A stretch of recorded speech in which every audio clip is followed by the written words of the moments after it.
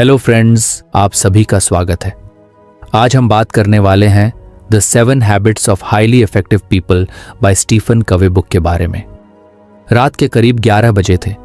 अर्नव अपनी बालकनी में बैठा था, हाथ में एक कप चाय और सामने टेबल पर रखी थी एक किताब, the 7 habits of highly effective people.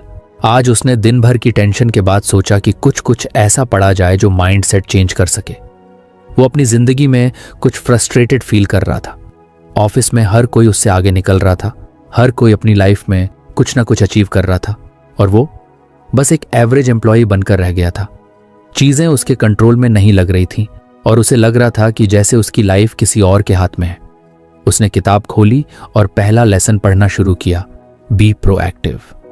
Proactive लोग अपनी लाइफ की रिस्पॉन्सिबिलिटी खुद लेते हैं। वो उन चीजों पर फोकस करते हैं जो उनके कंट्रोल में है, बजाय उन चीजों के जो उनके कंट्रोल में नहीं है। अर्नव को यह लाइन अजीब लगी। मतलब, अगर मेरी कंपनी का बॉस मुझे प्रमोट नहीं कर रहा तो इसमें मेरी गलती कैसे? उसने खुद से सवाल किया। लेकिन फिर उसने आगे पढ़ा, instead of blaming circumstances, proactive लोग खुद के अंदर देखना शुरू करते हैं। वो खुद से पूछते हैं, what can I do to change my situation? They focus on their circle of influence rather than their circle of concern. Arnav ने कुछ सोचा। वो अक्सर अपनी प्रॉब्लम्स के लिए दूसरों को ब्लेम करता था, कभी बॉस, कभी कंपनी, कभी अपने लक को। लेकिन क्या सच में उसने कभी सोचा था कि वो खुद क्या कर सकता है? Let's test this, उसने खुद से कहा। अगली सुबह वो यूजुअल रूटीन में ऑफिस पहुंचा। हर दिन की तरह आज भी बॉस की डांट पड़ी क्योंकि वो किसी डेडलाइन मिस कर चुका था। पहले की तरह वो माइंड में बॉस को कोस सकता था, अपने लक को ब्लेम कर सकता था। लेकिन आज उसने कुछ अलग किया। उसने खुद से पूछा, what can I do to change this? वो अपनी सीट पर बैठा और सोचने लगा कि उसकी प्रोडक्टिविटी इतनी लो क्यों है। धीरे धीरे उसे समझ आने लगा कि वो रिएक्टिव होकर जी रहा था। वो सिर्फ प्रॉब्लम को देखता था लेकिन सॉल्यूशंस पर फोकस नहीं करता था। क्या मैं अपनी टाइम मैनेजमेंट इंप्रूव कर सकता हूं? उसने खुद से सवाल किया। उसने अगले 1 घंटे में अपनी पूरी दिनचर्या एनालाइज की। उसे समझ आया कि वो अपना टाइम बहुत वेस्ट करता है, सोशल मीडिया, रैंडम गॉसिप, बिना मतलब की मीटिंग्स। ओके, तो सॉल्यूशन यही है कि मैं अपने टाइम को बेटर मैनेज करूं। उसने कुछ छोटे छोटे चेंजेस करने का फैसला किया। पहला, उसने सुबह ऑफिस आते ही सबसे पहले इंपॉर्टेंट टास्क्स की लिस्ट बनाई। जो सबसे जरूरी था उसे पहले करने का रूल बनाया। दूसरा, उसने मीटिंग्स में कम बोलने और ज्यादा सुनने का तरीका अपनाया ताकि वो सिर्फ इंपॉर्टेंट डिस्कशंस में कंट्रीब्यूट कर सके। तीसरा, सोशल मीडिया और यूजलेस डिस्ट्रैक्शंस को मिनिमाइज किया। उसने अपने फोन में एक ऐप लगा ली जो उसे ट्रैक करने लगी कि वो कितना टाइम कहां बर्बाद कर रहा है। अब उसे कुछ डेज तक वेट करना था कि ये छोटे छोटे बदलाव उसकी लाइफ में क्या इफेक्ट डालते हैं। 3 हफ्ते बाद अर्नव को एक चेंज फील हुआ। उसकी परफॉर्मेंस इंप्रूव हो रही थी, बॉस की कंप्लेंट्स कम हो गई थी और सरप्राइजिंगली उसी बॉस ने एक दिन उसकी तारीफ भी कर दी, good work Arnav, you are improving. पहली बार उसे लगा कि वो अपनी लाइफ को खुद कंट्रोल कर सकता है। वो अब चीजों के होने का इंतजार नहीं कर रहा था बल्कि एक्टिवली चेंज ला रहा था। उसी रात उसने फिर से किताब खोली और सोचा, अगर पहला हैबिट इतना इम्पैक्टफुल था तो बाकी हैबिट्स कैसे होंगी? अर्नव को पहली बार लगा कि उसकी लाइफ में कुछ कंट्रोल आ रहा है। बी प्रोएक्टिव अपनाने के बाद उसने चीजों को डिफरेंटली देखना शुरू किया था। अब वो सिर्फ रिएक्ट नहीं कर रहा था बल्कि कॉन्शियसली डिसीजंस ले रहा था। लेकिन फिर भी उसे लग रहा था कि कुछ मिसिंग है। उसने अपनी जॉब में कुछ इंप्रूवमेंट तो कर ली थी, लेकिन क्या यही उसका एंड गोल था? क्या उसे पूरी जिंदगी बस एफिशिएंसी इंप्रूव करने में लगानी थी? उसने अपनी कंपनी में बड़े बड़े मैनेजर्स को देखा, कई सालों की मेहनत के बाद भी वो स्ट्रेस्ड और अनहैप्पी लगते थे। अगर यही उसकी अंतिम डेस्टिनेशन थी तो क्या वो सच में इस रास्ते पर जाना चाहता था? उस रात फिर से किताब खोली। इस बार अगला लेसन था, begin with the end in mind. Before you take action, envision your ultimate goal. What do you truly want in life? What legacy do you want to leave behind? Arnav कुछ कंफ्यूज हुआ। End goal, legacy? अभी तो मेरी जिंदगी सही से चल भी नहीं रही, मैं इतने बड़े सवालों के बारे में कैसे सोचूं? लेकिन फिर उसने सोचा, अगर आज से 20 साल बाद वो अपनी जिंदगी को पीछे मुड़कर देखेगा तो उसे क्या दिखेगा? उसने किताब में आगे पढ़ा, एक व्यक्तिगत मिशन स्टेटमेंट बनाएं जो आपके उद्देश्य, मूल्य और लंबी अवधि की दृष्टि को परिभाषित करता है। मिशन स्टेटमेंट, उसने खुद से कहा, जैसे कंपनीज की होती है। फिर उसने सोचा क्यों ना अपनी लाइफ को भी एक कंपनी की तरह देखा जाए। अगर कंपनीज को बिना विजन के नहीं चलाया जा सकता तो एक इंसान अपनी लाइफ बिना विजन के कैसे चला सकता है? किताब में एक एक्सरसाइज थी, अपने अंतिम संस्कार में आप क्या करेंगे? People are gathered to talk about your life, what do you want them to say about you? ये पढ़ते ही अर्णव के रोंगटे खड़े हो गए। अगर आज मेरी जिंदगी खत्म हो जाती तो लोग क्या कहते? He was a hard working employee, he always met his deadlines. नहीं, उसे इससे कुछ बड़ा चाहिए था। अगर आपको हमारी फ्री समरी अच्छी लगती है तो आप हमारे चैनल को सब्सक्राइब कर सकते हैं। उसने अपनी डायरी निकाली और लिखना शुरू किया। मैं चाहता हूं कि लोग कहें कि अर्णव ने अपनी जिंदगी सिर्फ सर्वाइवल में नहीं बिताई, बल्कि उसने सच में कुछ क्रिएट किया, कुछ ऐसा जिससे लोगों को इंस्पिरेशन मिले। मैं चाहता हूं कि मेरी लाइफ सिर्फ एक पे चेक के पीछे भागने की कहानी ना हो, बल्कि एक मीनिंगफुल इम्पैक्ट की कहानी हो। अब सवाल था, मुझे सच में क्या चाहिए? अर्णव ने सोचा। वो क्या करना चाहता था? क्या वो हमेशा एक कॉर्पोरेट जॉब में रहना चाहता था, या उसके अंदर कुछ और करने की इच्छा थी? उसने अपनी ओल्ड मेमोरीज को रिवाइंड किया। उसे लिखने का शौक था।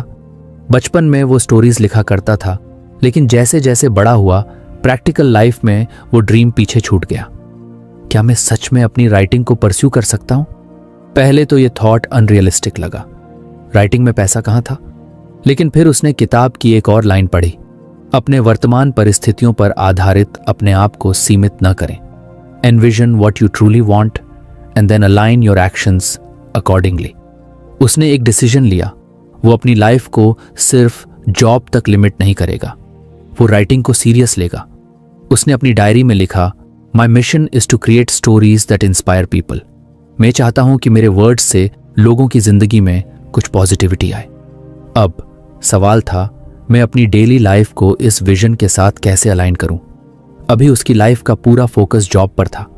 वो पूरा दिन ऑफिस में बिताता, फिर घर आकर थक कर सो जाता। अगर उसे राइटिंग को अपनी लाइफ का पार्ट बनाना था तो उसे कुछ चेंजेस करने थे। 1. Time block for writing. उसने डिसाइड किया कि रोज सुबह 1 घंटा सिर्फ राइटिंग के लिए रखेगा। भले ही ये मुश्किल हो, लेकिन अगर वो सीरियस था तो उसे ये करना होगा। 2. Weekend writing project. उसने सोचा कि हर वीकेंड एक शॉर्ट स्टोरी लिखेगा और उसे किसी ऑनलाइन प्लेटफॉर्म पर पब्लिश करेगा। 3. Learn from the best. उसने टॉप ऑथर्स की बुक्स और ब्लॉग्स पढ़ना शुरू किया ताकि वो अपने क्राफ्ट को इम्प्रूव कर सके। अगले कुछ हफ्तों में उसने इस नए रूटीन को फॉलो करना शुरू किया। पहले तो मुश्किल लगी, लेकिन धीरे धीरे ये हैबिट बन गई। और सबसे इंटरेस्टिंग बात, राइटिंग करने के बाद वो खुद को ज्यादा अलाइव फील करता था। जॉब अभी भी थी, लेकिन अब वो सिर्फ सर्वाइवल का हिस्सा नहीं थी। अब उसे लग रहा था कि उसकी लाइफ में कुछ और भी है जो उसे सच में एक्साइट करता है। एक दिन उसने अपनी पहली शॉर्ट स्टोरी ऑनलाइन पब्लिश की। ये बस एक छोटी सी शुरुआत थी, लेकिन ये पहली बार था जब उसने अपने कंफर्ट जोन से बाहर निकलकर कुछ किया था। उस रात उसने फिर से अपनी डायरी खोली और लिखा, आज पहली बार लगा कि मैं सिर्फ जी नहीं रहा, बल्कि अपनी जिंदगी को कॉन्शियसली डिजाइन कर रहा हूं। अर्णव की लाइफ अब पहले जैसी नहीं थी। उसे एक डायरेक्शन मिल गई थी, एक गोल, एक मिशन। राइटिंग सिर्फ एक हॉबी नहीं रह गई थी, बल्कि उसकी आइडेंटिटी बनने लगी थी। लेकिन जैसे जैसे वो इस नए पैशन में घुसता जा रहा था, वैसे वैसे उसे एक नई प्रॉब्लम महसूस हो रही थी। टाइम। ऑफिस का वर्कलोड बढ़ता जा रहा था, डेडलाइंस टाइट हो रही थी। घर आते ही वो इतना एग्जॉस्टेड हो जाता कि राइटिंग के लिए एनर्जी ही नहीं बचती थी। वीकेंड्स पर भी वो अक्सर दोस्तों के साथ हैंग आउट या बाकी कामों में उलझ जाता और राइटिंग का टाइम कहीं गायब हो जाता। उसे लगा कि वो फिर से उसी ओल्ड साइकिल में फंसने लगा है, दिन जॉब के नाम और नाइट्स फ्रस्ट्रेशन के नाम। राइटिंग का एक्साइटमेंट था, लेकिन टाइम मैनेज करने की कोई स्ट्रैटेजी नहीं थी। एक रात जब वो बालकनी में बैठा था, उसने किताब के अगले लेसन को खोला, पहली चीजें पहले। प्रभावी व्यक्ति कार्यों को प्राथमिकता देते हैं, importance rather than urgency. Arnav को लगा कि ये लाइन उसके लिए ही लिखी गई थी। उसने खुद से पूछा, क्या मैं अपनी लाइफ में सच में इंपॉर्टेंट चीज़ों को प्रायोरिटाइज कर रहा हूँ या सिर्फ अर्जेंट चीज़ों के पीछे भाग रहा हूँ। यहीं पर उसे समझ आया कि उसकी प्रॉब्लम टाइम की कमी नहीं थी। प्रॉब्लम थी कि वो अपने टाइम को सही तरीके से एलोकेट नहीं कर रहा था। वो रिएक्टिव होकर हर दिन बस उन चीज़ों को कर रहा था जो अर्जेंट लगती थीं। बॉस का कोई नया काम, किसी दोस्त का अचानक का प्लान, सोशल मीडिया पर किसी का रैंडम मैसेज। लेकिन जो चीज़ सच में इंपॉर्टेंट थी, राइटिंग, वो हमेशा पीछे छूट जाती थी। इस रियलाइजेशन ने उसे सोचने पर मजबूर कर दिया। अगले दिन उसने अपने पूरे हफ्ते का एक स्केड्यूल बनाया। इस बार उसने काम को 2 कैटेगरीज में डिवाइड किया, अर्जेंट और इम्पॉर्टेंट। अर्जेंट टास्क्स वे थे जिन्हें तुरंत अटेंशन चाहिए थी, meetings, deadlines, emergency emails. Important tasks वे थे जो उसकी लॉन्ग टर्म ग्रोथ से जुड़े थे, writing, learning new skills, fitness और डीप वर्क। फिर उसने खुद से एक सिंपल सवाल पूछा, अगर मैं अपनी लाइफ को अपने वैल्यूज और गोल्स के हिसाब से डिजाइन करूं तो मेरा स्केड्यूल कैसा दिखेगा? पहली चीज जो उसने की वो थी मॉर्निंग का पहला आवर सिर्फ राइटिंग के लिए रिजर्व करना। वो जानता था कि दिन भर की केओस में राइटिंग पीछे छूट सकती थी, लेकिन अगर उसने इसे सुबह सबसे पहले कर लिया तो कोई भी डिस्ट्रैक्शन इसे रोक नहीं पाएगा। दूसरी चीज, उसने एक टेक्निक अपनाई, टाइम ब्लॉकिंग। अब हर चीज के लिए एक फिक्स्ड टाइम था। ऑफिस के काम के लिए डेडिकेटेड टाइम, सोशल लाइफ के लिए अलग टाइम और राइटिंग के लिए अनशेकेबल टाइम ब्लॉक। तीसरी चीज, उसने नो कहना सीख लिया। पहले वो हर चीज के लिए अवेलेबल रहता था। किसी दोस्त ने अचानक बुला लिया, कोई रैंडम काम आ गया, सोशल मीडिया पर कुछ डिस्ट्रैक्ट कर दिया। अब उसने सीखा कि हर चीज जरूरी नहीं होती। अगर कुछ उसके मिशन के खिलाफ जा रहा था तो उसने उसे मना करना शुरू कर दिया। पहले कुछ दिन मुश्किल लगे। दोस्तों को लगा कि वो अवॉइड कर रहा है, बॉस को लगा कि वो कम एक्सेसिबल हो गया है, लेकिन धीरे धीरे उसने महसूस किया कि उसकी लाइफ ज्यादा कंट्रोल्ड और पीसफुल हो गई है। अब उसके पास राइटिंग के लिए टाइम था। वो रोज कुछ कुछ लिखता और वीकेंड्स पर लंबी राइटिंग सेशंस रखता। 1 महीने बाद उसने महसूस किया कि उसकी प्रोडक्टिविटी कई गुना बढ़ चुकी थी। अब वो रैंडमली काम करने के बजाय प्रायोरिटी बेस्ड डिसीजंस ले रहा था। एक दिन जब उसने अपनी दूसरी शॉर्ट स्टोरी पब्लिश की तो उसे एक ईमेल आई, hey Arnav, I read your story and it was amazing, I could really connect with it, looking forward to more. ये उसका पहला रीडर था जिसने उसे डायरेक्ट ही मैसेज किया था। पहली बार उसे लगा कि उसकी राइटिंग किसी को इम्पैक्ट कर रही है। उसने उस रात अपनी डायरी में लिखा, अब मैं सिर्फ बिजी नहीं हूं, मैं सही चीजों में बिजी हूं। अर्नव की लाइफ में धीरे धीरे बदलाव आ रहा था। अब वो सिर्फ रैंडमली काम नहीं कर रहा था, बल्कि प्रायोरिटी और फोकस के साथ अपने गोल्स को अचीव करने की कोशिश कर रहा था। उसका टाइम मैनेजमेंट इंप्रूव हो गया था और राइटिंग भी एक हैबिट बन चुकी थी। लेकिन एक चीज अभी भी उसे परेशान कर रही थी, उसके रिश्ते, चाहे वो ऑफिस में हो या पर्सनल लाइफ में। वो महसूस करने लगा था कि कई बार लोग उससे नाराज रहते थे।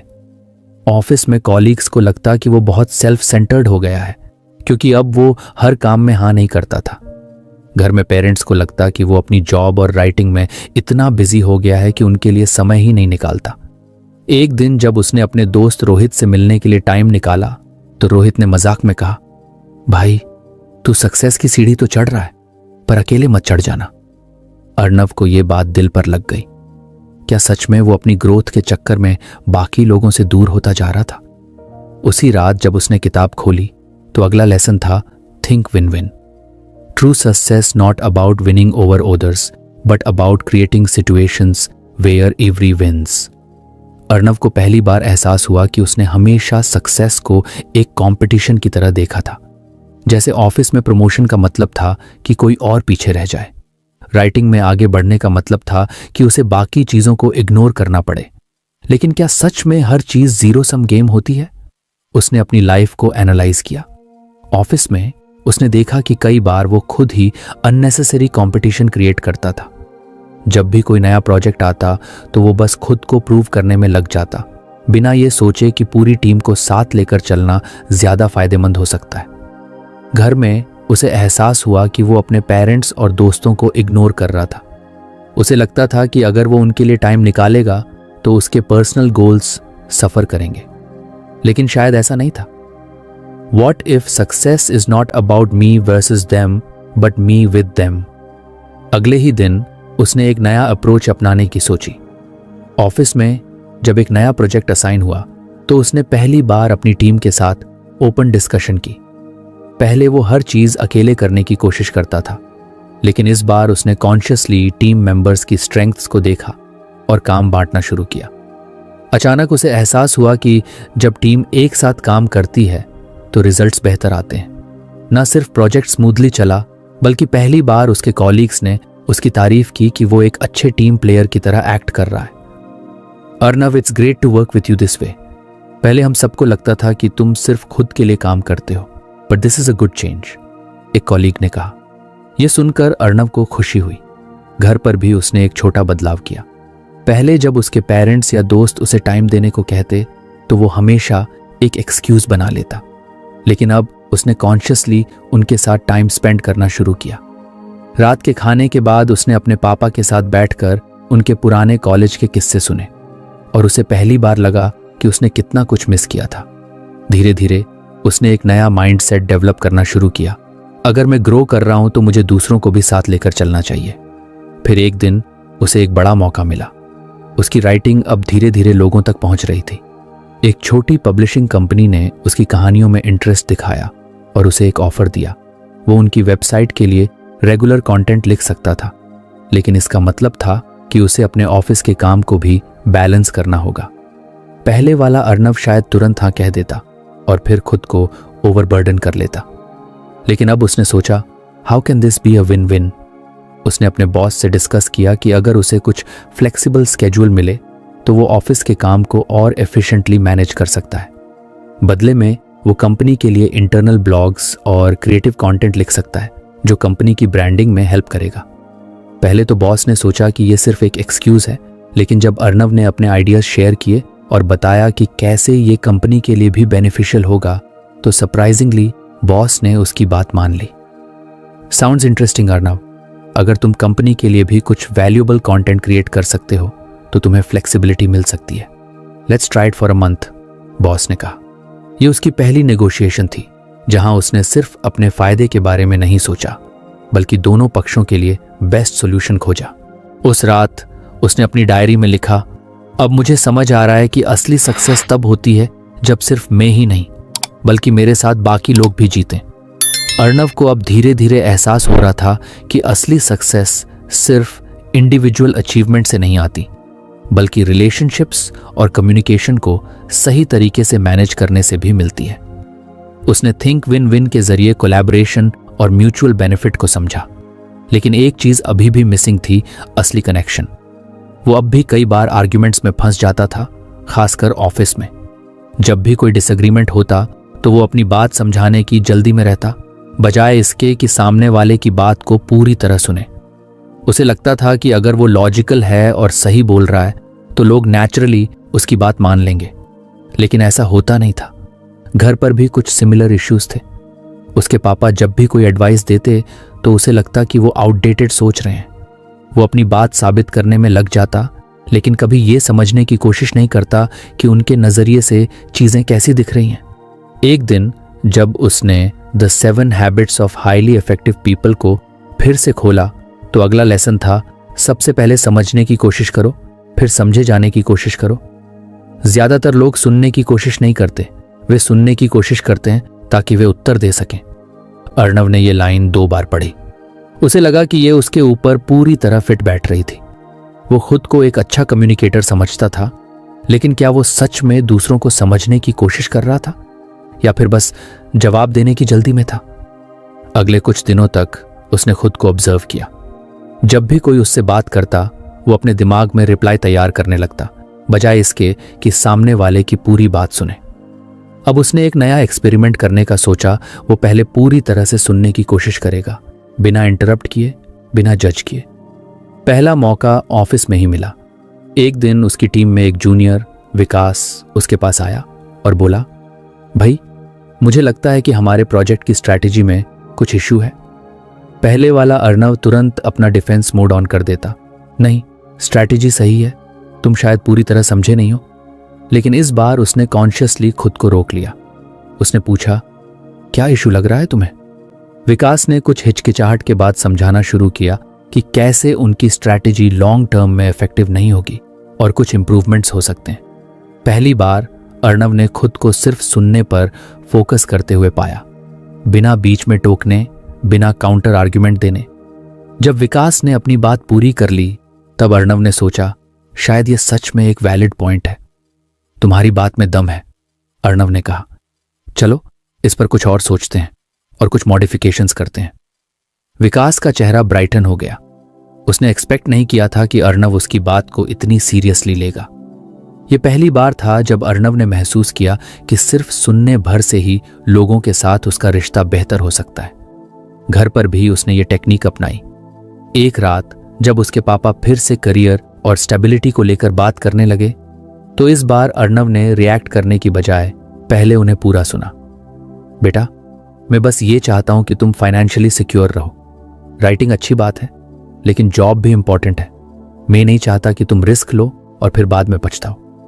पहले अर्णव इस बात को एक रिस्ट्रिक्शन की तरह देखता था। उसे लगता था कि उसके पापा उसकी एम्बिशन को समझ नहीं रहे, लेकिन इस बार उसने सोचा, शायद वो डर रहे हैं कि मैं स्ट्रगल करूंगा, क्योंकि उन्होंने खुद कभी स्टेबिलिटी के लिए फाइट किया होगा। इस बार उसने काल्मली जवाब दिया, पापा, मैं आपकी कंसर्न को समझता हूं। आप नहीं चाहते कि मैं किसी ऐसी चीज में अपना टाइम लगाऊं जो फ्यूचर में रिस्क बन जाए, लेकिन मैं इसे वेल प्लान्ड तरीके से कर रहा हूं। जॉब मेरी प्रायोरिटी रहेगी, लेकिन मैं राइटिंग को भी स्लोली बिल्ड करूंगा। उसके पापा पहली बार शांत दिखे। अगर तुमने सब सोच रखा है तो ठीक है, मुझे बस ये देखना था कि तुम बिना सोचे समझे कोई बड़ा कदम तो नहीं उठा रहे, उन्होंने कहा। पहली बार अर्णव को लगा कि रियल कम्युनिकेशन का मतलब सिर्फ अपनी बात रखना नहीं होता, बल्कि सामने वाले के इमोशंस और पर्सपेक्टिव को भी समझना होता है। अब जब भी वो किसी से बात करता तो एक नया मांट्रा फॉलो करता, पहले समझो फिर समझाओ। धीरे धीरे उसने देखा कि लोग उसके साथ ज्यादा ओपनली बातें करने लगे थे। उसके रिलेशनशिप्स इंप्रूव होने लगे थे और सबसे बड़ी बात, उसका खुद का पर्सपेक्टिव बड़ा हो गया था। उस रात उसने अपनी डायरी में लिखा, पहले मैं सोचता था कि कम्युनिकेशन का मतलब होता है खुद को एक्सप्रेस करना। अब समझ आ रहा है कि असली कम्युनिकेशन तब होता है जब मैं पहले दूसरे इंसान को पूरी तरह समझूं। अर्णव की जिंदगी अब पहले जैसी नहीं थी। उसने the 7 habits of highly effective people से बहुत कुछ सीखा था। प्रोएक्टिवनेस, क्लैरिटी, प्रायोरिटाइजेशन, कोलैबोरेशन और एम्पैथेटिक लिसनिंग। लेकिन असली सवाल यह था, क्या ये सब असल जिंदगी में उसे पूरी तरह बदल पाएगा? अब तक उसने हैबिट्स को इंडिविजुअली समझा था, लेकिन क्या ये सब मिलकर उसकी लाइफ को पूरी तरह ट्रांसफॉर्म कर सकते थे? एक दिन ऑफिस में एक बड़ा इश्यू हो गया। उनकी कंपनी का एक इंपॉर्टेंट क्लाइंट डील से पीछे हट रहा था। मैनेजमेंट ने पूरी टीम को अर्जेंट मीटिंग के लिए बुलाया। हमारे पास 2 ऑप्शंस हैं, बॉस ने कहा। या तो हम अग्रेसिवली नेगोशिएशन करें और क्लाइंट को किसी भी तरह रोकें, या फिर हम इसे जाने दें और नए क्लाइंट्स पर फोकस करें। पूरी टीम हीटेड डिस्कशन में लग गई। कोई कह रहा था कि फोर्सफुल नेगोशिएशन करनी चाहिए, कोई कह रहा था कि एच में डिग्निटी मेंटेन करनी चाहिए। अर्णव भी सोच में पड़ गया। पहले वाला अर्णव शायद तुरंत कोई लॉजिकल आर्ग्यूमेंट देता, लेकिन अब वो seek first to understand then to be understood को फॉलो कर रहा था। उसने क्लाइंट की पर्सपेक्टिव से सोचने की कोशिश की। अगर वो पीछे हट रहे हैं तो उनके लिए कोई जेन्युइन इश्यू होगा। क्या हम क्लाइंट से प्रॉपरली समझने की कोशिश कर रहे हैं कि उनकी असली प्रॉब्लम क्या है? अर्णव ने पूछा। बॉस ने चौंक कर उसे देखा। मतलब हम सिर्फ अपनी तरफ से सोच रहे हैं। शायद उन्हें कोई फाइनेंशियल या स्ट्रेटेजिक इश्यू हो। क्या हमने उनसे एम्पैथेटिकली बात करने की कोशिश की? बॉस ने कुछ देर सोचा और फिर अर्णव से कहा, तुम्हें क्या लगता है एच में कैसे अप्रोच करना चाहिए? अर्णव ने सजेस्ट किया कि एक मीटिंग सेटअप की जाए जहां वे क्लाइंट की कंसर्न्स को पहले समझने की कोशिश करें, फिर सॉल्यूशन प्रपोज करें। अगले दिन क्लाइंट के साथ मीटिंग हुई। जब टीम ने पहले उनकी कंसर्न सुनी तो पता चला कि उनका बजट कट गया था और वे डील अफोर्ड नहीं कर सकते थे। तो क्या यह परमानेंट डिसीजन है? अर्णव ने पूछा। नहीं, लेकिन अभी के लिए हमें रोकना पड़ेगा, क्लाइंट ने कहा। अगर हम आपको कुछ फ्लेक्सिबल पेमेंट ऑप्शन दें और कुछ कस्टमाइजेशन करें तो क्या आप डील रिकंसिडर करेंगे? क्लाइंट ने सोचा और बोला, अगर ऐसा हो सकता है तो हम इंटरेस्टेड होंगे। मीटिंग खत्म होते ही बॉस ने अर्नव की तरफ देखा। This was smart. हम एग्रेसिव टैक्टिक्स अपना सकते थे, लेकिन शायद क्लाइंट फिर कभी वापस नहीं आता। अब हमारे पास एक बेटर लॉन्ग टर्म रिलेशनशिप का मौका है। अर्नव को पहली बार एहसास हुआ कि ट्रू सक्सेस सिर्फ लॉजिकल आर्ग्यूमेंट से नहीं, बल्कि डीप अंडरस्टैंडिंग से आती है। घर पर भी चीजें बदलने लगी थी।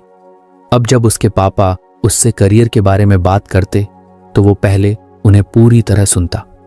उसने अपनी जॉब और राइटिंग के बीच बैलेंस बना लिया था।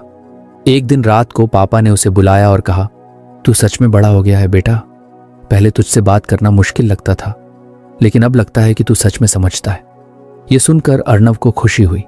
शायद पहली बार उसे लगा कि उसने सिर्फ अपने करियर में नहीं, बल्कि अपने रिश्तों में भी ग्रोथ की है। कुछ महीनों बाद अर्नव की पहली किताब पब्लिश हो गई। ये उसके लिए एक बड़ा मोमेंट था। उसने सिर्फ किताब नहीं लिखी थी, बल्कि खुद को एक कंप्लीटली डिफरेंट इंसान के रूप में ट्रांसफॉर्म किया था। जब उसकी किताब लॉन्च हुई तो उसके दोस्त, परिवार और ऑफिस के लोग सब मौजूद थे। लॉन्च के बाद जब वो अपनी किताब को हाथ में लेकर बैठा तो उसने किताब के आखिरी पेज पर लिखा, सक्सेस सिर्फ डेस्टिनेशन नहीं, बल्कि सही माइंडसेट और सही हैबिट्स का रिजल्ट होती है। अर्नव की जर्नी अब अपने अंतिम मुकाम पर थी। उसने the 7 habits of highly effective people से बहुत कुछ सीखा था। हर आदत ने उसे एक नया पर्सपेक्टिव दिया, जिससे उसकी लाइफ में बदलाव आया। लेकिन क्या ये बदलाव सिर्फ टेम्पोरेरीली थे या उसने सच में एक नई सोच को अपना लिया था? आज जब वह अपनी पहली किताब के लॉन्च इवेंट में बैठा था तो उसके दिमाग में पिछले कुछ महीनों की यादें घूम रही थीं। ये सफ़र आसान नहीं था, लेकिन हर स्टेप पर उसने कुछ सीखा था। बी प्रोएक्टिव, जिम्मेदारी खुद लो। पहली चीज जो उसने सीखी थी वो थी बी प्रोएक्टिव, अपनी जिंदगी की जिम्मेदारी खुद उठाना। पहले वो हमेशा एक्सटर्नल सिचुएशंस को ब्लेम करता था, कभी ऑफिस, कभी फैमिली एक्सपेक्टेशंस, कभी टाइम की कमी। लेकिन जब उसने समझा कि वो खुद चूज कर सकता है कि किसी सिचुएशन पर कैसे रिएक्ट करना है, तो चीजें बदल गईं।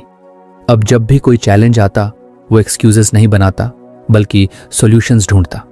यही माइंडसेट चेंज उसकी ग्रोथ का पहला कदम था। Begin with the end in mind, स्पष्ट लक्ष्य तय करो। इसके बाद उसने begin with the end in mind को अपनाया। पहले वो बिना किसी क्लियर गोल के काम करता था, लेकिन फिर उसने अपने लॉन्ग टर्म ऑब्जेक्टिव्स डिफाइन किए। उसने खुद से पूछा, मैं आखिर चाहता क्या हूं? जब उसने एक पर्सनल मिशन स्टेटमेंट लिखा तो उसे क्लैरिटी मिली। उसे समझ आया कि वो सिर्फ जॉब में सरवाइव करने के लिए नहीं, बल्कि राइटिंग को अपने पैशन के रूप में ग्रो करने के लिए मेहनत कर रहा है। उसने छोटे छोटे स्टेप्स बनाए और धीरे धीरे अपनी डायरेक्शन सेट की। पुट फर्स्ट थिंग्स फर्स्ट, जरूरी चीजों को प्राथमिकता दो। जब गोल्स क्लियर हो गए तो अगला स्टेप था पुट फर्स्ट थिंग्स। फर्स्ट जो सबसे जरूरी है उसे पहले करो। पहले वो रैंडम चीजों में टाइम वेस्ट करता था, लेकिन अब उसने अपनी प्रायोरिटीज सेट की। उसने सीखा कि अर्जेंट काम हमेशा इंपॉर्टेंट नहीं होते और इंपॉर्टेंट काम हमेशा अर्जेंट नहीं होते। उसने अपनी एनर्जी और टाइम को स्मार्टली मैनेज करना शुरू किया। राइटिंग, जॉब और पर्सनल लाइफ के बीच बैलेंस बनाना उसके लिए आसान हो गया। थिंक विन विन, सबके लिए फायदेमंद समाधान खोजो। धीरे धीरे उसने ये भी समझा कि सक्सेस सिर्फ कंपटीशन नहीं है, सब साथ मिलकर आगे बढ़ सकते हैं। थिंक विन विन ने उसे सिखाया कि म्यूचुअल बेनिफिट को प्राथमिकता देना ज्यादा बेहतर होता है। ऑफिस में जब उसने अपनी टीम को इन्वॉल्व करना शुरू किया तो टीम वर्क इंप्रूव हुआ। घर में जब उसने अपने पेरेंट्स के पर्सपेक्टिव को समझा तो उनके साथ उसका बॉन्ड मजबूत हुआ। Seek first to understand then to be understood. पहले समझो फिर समझाओ। लेकिन सबसे बड़ा बदलाव तब आया जब उसने seek first to understand then to be understood को अपनाया। पहले वो हमेशा अपनी बात साबित करने की कोशिश करता था, लेकिन अब उसने एम्पैथेटिक लिसनिंग को अपनाया। इस बदलाव से उसकी रिलेशनशिप्स में गहरा फर्क पड़ा। ऑफिस में जब उसने जूनियर कॉलीग्स की बातें सुनी तो उनका कॉन्फिडेंस बढ़ा। घर में जब उसने अपने पापा को पहले समझने की कोशिश की तो उनकी एक्सपेक्टेशंस और फियर्स उसे ज्यादा क्लियर हुए। अंतिम बदलाव एक नई सोच। अब जब अर्नव अपनी किताब को हाथ में लिए लॉन्च इवेंट में बैठा था तो उसे एहसास हुआ कि उसने सिर्फ हैबिट्स नहीं सीखी थी, उसने खुद को ट्रांसफॉर्म किया था। जब लोगों ने उससे पूछा, तुम्हारी सबसे बड़ी सीख क्या रही? तो उसने मुस्कुराकर जवाब दिया, सक्सेस सिर्फ डेस्टिनेशन नहीं, बल्कि सही माइंडसेट और सही हैबिट्स का रिजल्ट होती है। ये उसकी जर्नी का अंत था, लेकिन एक नए सफर की शुरुआत भी। अर्णव अपनी किताब के लॉन्च इवेंट में बैठा, चारों तरफ उसके दोस्त, परिवार और ऑफिस के लोग थे। स्टेज पर उसकी पहली किताब रखी थी, एक ऐसी किताब जिसे लिखने का सपना उसने बहुत पहले देखा था, लेकिन अब जाकर पूरा हुआ था। वो सोचने लगा कि अगर उसने the 7 habits of highly effective people नहीं पढ़ी होती तो शायद आज वो यहां नहीं होता। किताब ने उसे सिर्फ बेहतर इंसान बनने में मदद नहीं की थी, बल्कि उसे खुद को समझने और जिंदगी को नए नजरिए से देखने का तरीका सिखाया था। उसने उन आदतों को सिर्फ पढ़ा नहीं, बल्कि अपनी जिंदगी में उतारा और उन पर अमल किया। पहला सबक था बी प्रोएक्टिव, अपनी जिंदगी की जिम्मेदारी खुद लेना। पहले जब भी कोई दिक्कत आती, वो बाहरी चीजों को ब्लेम करता था, कभी टाइम की कमी, कभी दूसरों की एक्सपेक्टेशंस।